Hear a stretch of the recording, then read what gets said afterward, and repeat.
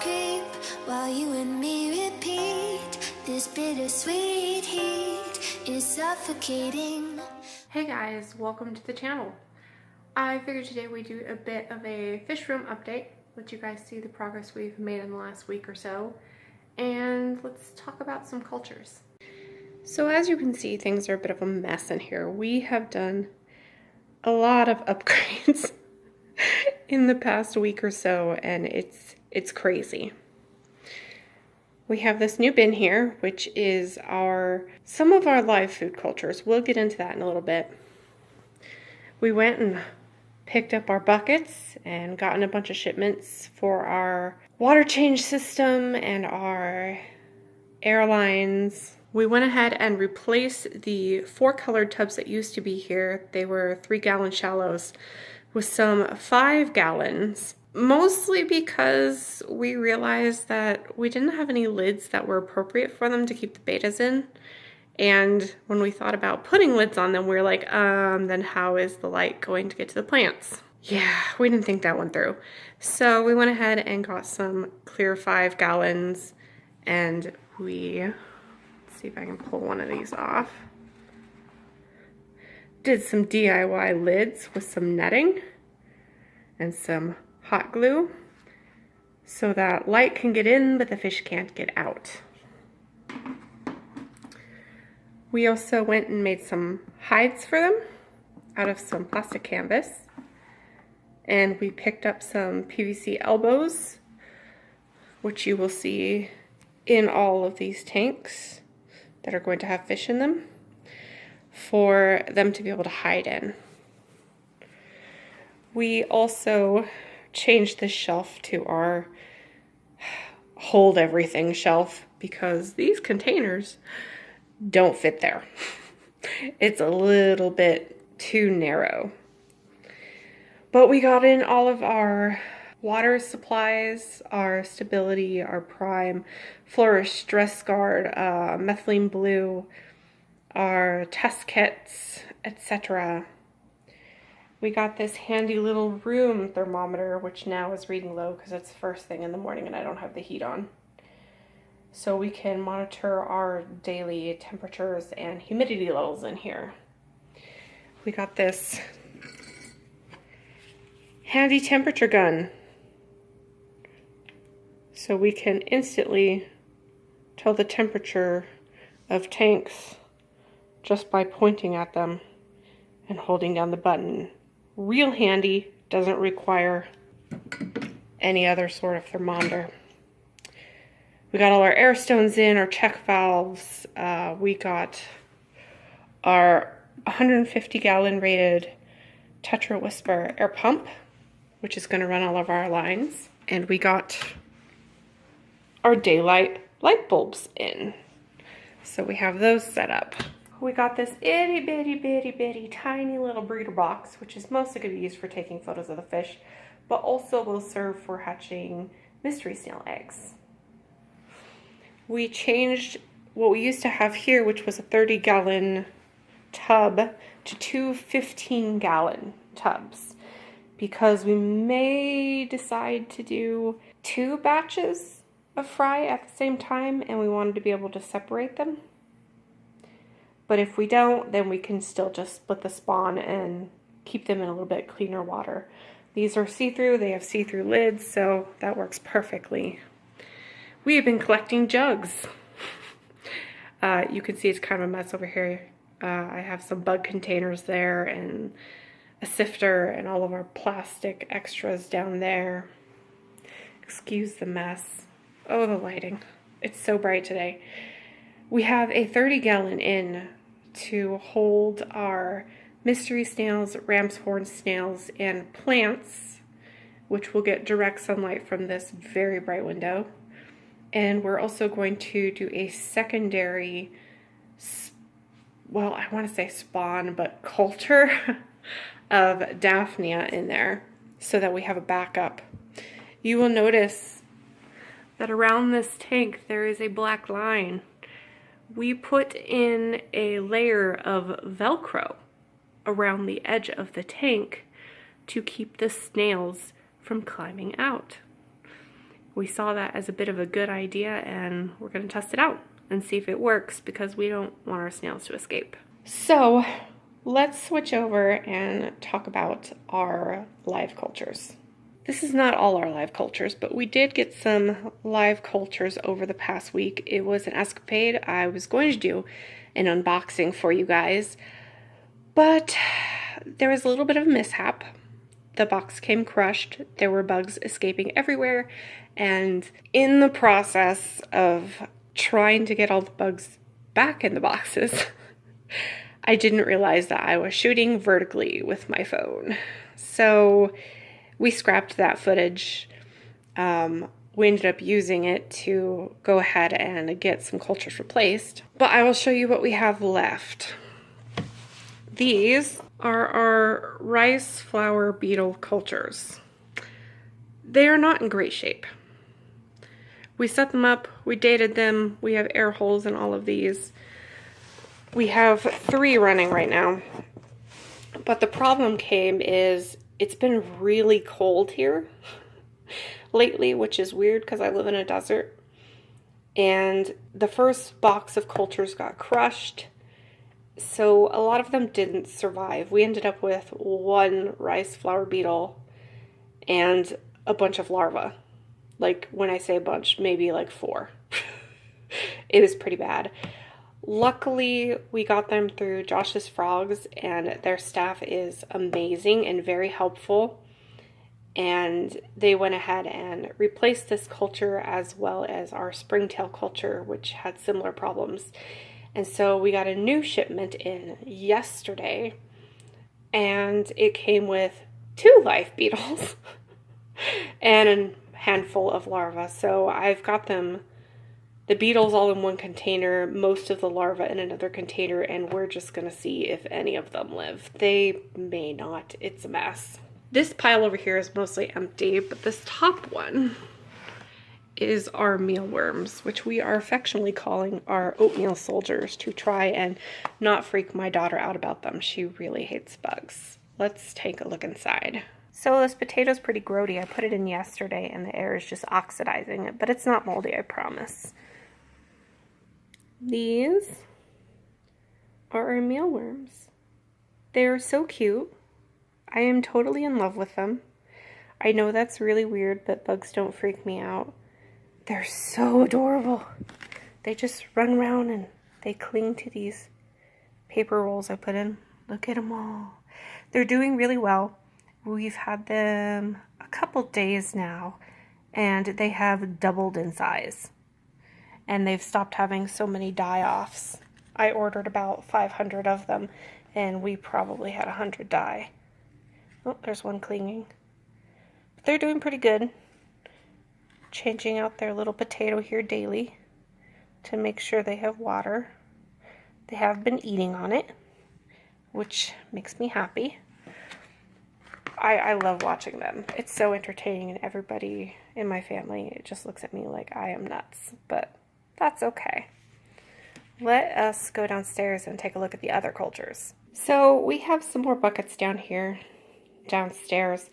The one with the little trowel on top is actually our coconut fiber. And down here is where we're keeping all of our cultures. So let me pull some out and we will take a look. Here are all our other live cultures. Yes, there are quite a few since we are feeding all live foods.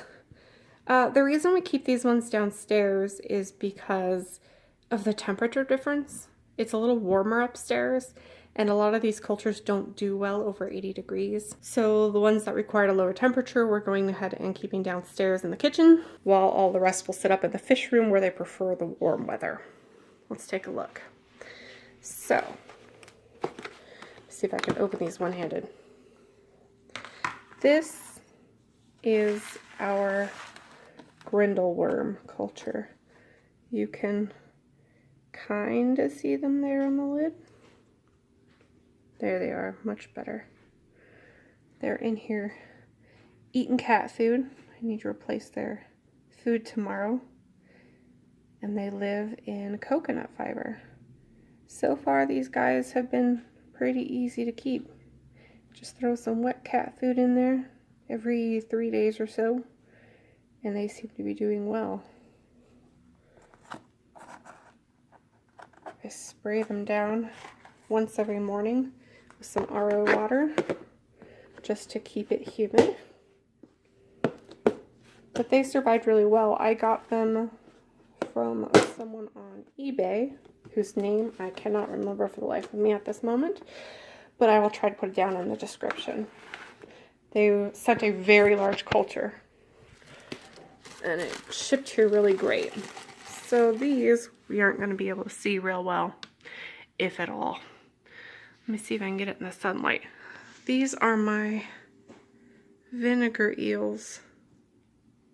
And if you look really, really close, you can see them moving around in there. Those little squiggly things. It's hard to focus on them. They're microscopic. They are doing really well. We got them from Emily Aquatics on eBay. She sent those and some microworms. And amazingly, they're doing okay. These are our fruit flies. Obviously, they are having a good time. A really good time. In fact, they're doing so well that we now have 4 producing cultures in less than a week. Because the original culture, see the tape, got crushed in the first shipment. It's really gross and it's starting to mold and ew. There's also a stray mealworm living in here. It got in when the lid was cracked. We had to replace the lid. But it's just absolutely teeming. These produce so well and they're so easy to keep. We got wingless fruit flies. Not flightless, but actual wingless. So they're easier for the fish to eat. And they seem to produce really well.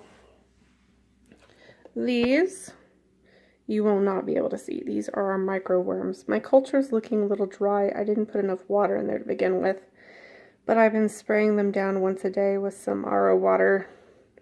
And it's keeping it pretty moist in there. And they are still alive. I check them every morning. They're just absolutely tiny. These are springtail cultures. We have 3. Because in the first shipment, they all seemed to freeze. We split it up, hoping that they would survive in this larger container.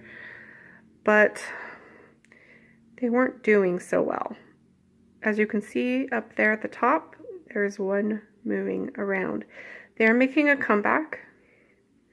The first day we saw none. The second day we saw 1, so I knew there was still some alive. Then we saw 3. And now we have seen up to 7 in one culture, and we are running 3 cultures because I got a replacement when we thought they were all dead. They're eating gross, soaked, moldy rice because they like that stuff, and some yeast, and they seem to be doing pretty good. I've seen some big ones, I've seen some little ones. They're kind of all over the place.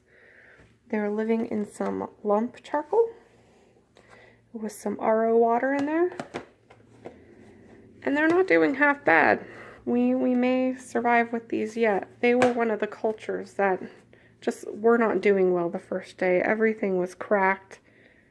It was cold. Everything was dying. We got these from Josh's Frogs. They have been absolutely amazing. Most of our other stuff we got from Ken's Fish, which, oh my gosh, you guys, if you can, order your equipment from Ken's Fish. It is so much cheaper than most other places, and their shipping is amazing. They took everything out of the extra packaging and shipped it in fish bags with filter floss for cushioning. It's great. I now have a pile of filter floss that I can use. That's just, it's literally an armload. So, like, I highly recommend them for getting your fish supplies. We also, let me sneak over here into the freezer, went and stocked up on some vegetables, which I have pre-blanched and frozen for all of our snails and our mealworms. We also went ahead and got our brine shrimp eggs, which we are keeping in the freezer so they survive forever, hopefully. We've been super busy. The cats say hello. Buffy. Buff Buff. This is Buffy. This is Emo. Emo is 15. He is my fuzzy baby. Hi, sweetheart. I think he's hungry. I'm not sure where the third one is right now. They follow me everywhere. Okay, you guys, I'm gonna step on you. Move, move, move, move. So, yeah, that's it, you guys. We have been busy setting everything up, getting all of our shipments in, setting up our live cultures, keeping up with our log, which maybe I'll show you next time. We're doing a bit of a bullet journal for our fish room. We still have a few more things that are coming in shipments. I have some mite paper coming in. I have some catappa leaves. Trying to remember. I've had so many shipments, you guys, it's really hard to keep track. We also have, what was it? Some air control valves coming in. I don't even remember anymore, you guys. There's so many shipments.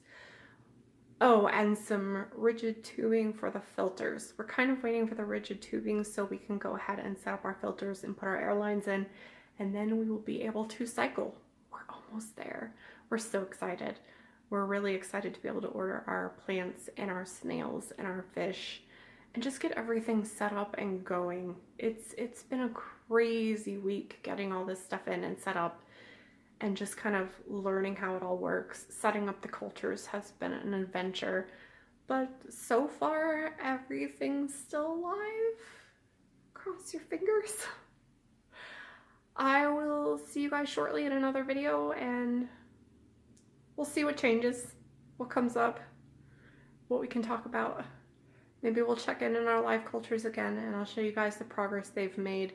Right now, most of them are like still kind of recovering from shipping because it was so cold outside and a lot of them died. So maybe in another week or so, we'll have more to show you. But until the next video, bye.